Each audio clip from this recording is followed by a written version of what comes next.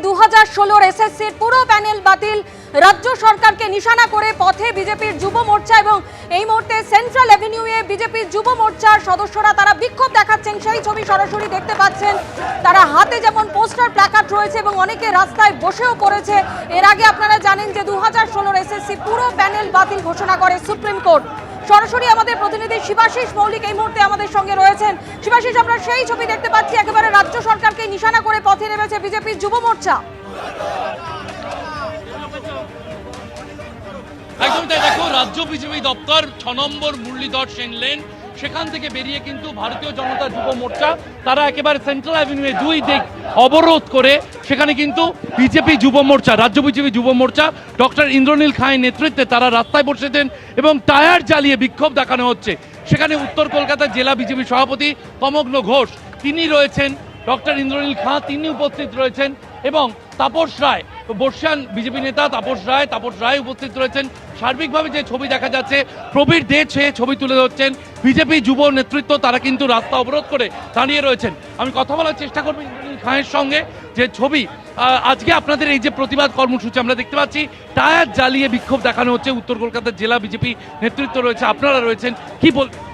দেখুন, যেভাবে করে যারা যোগ্য আর যারা অযোগ্য এটা গুলিয়ে দিয়েছে তৃণমূল কংগ্রেস সরকার। যারা অযোগ্য তাদেরকে শনাক্ত করে দিতে পারত।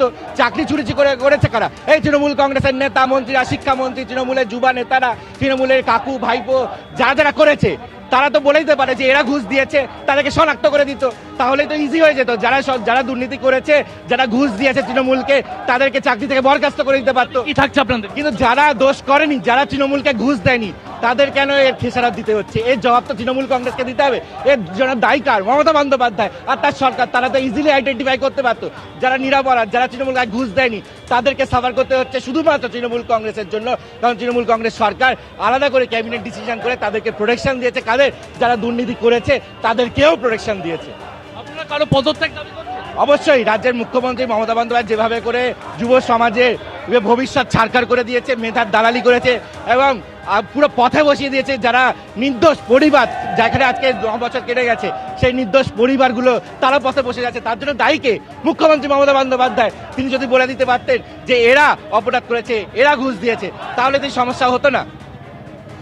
আপনারা শুনতে পাচ্ছেন যে বিজেপির যুব মোর্চার তরফ থেকে কিন্তু এতে রাজ্য সরকারকে নিশানা করা হচ্ছে, মুখ্যমন্ত্রী মমতা বন্দ্যোপাধ্যায়কে নিশানা করা হচ্ছে এবং তারা বিক্ষোভ দেখাচ্ছে সেন্ট্রাল অ্যাভিনিউতে।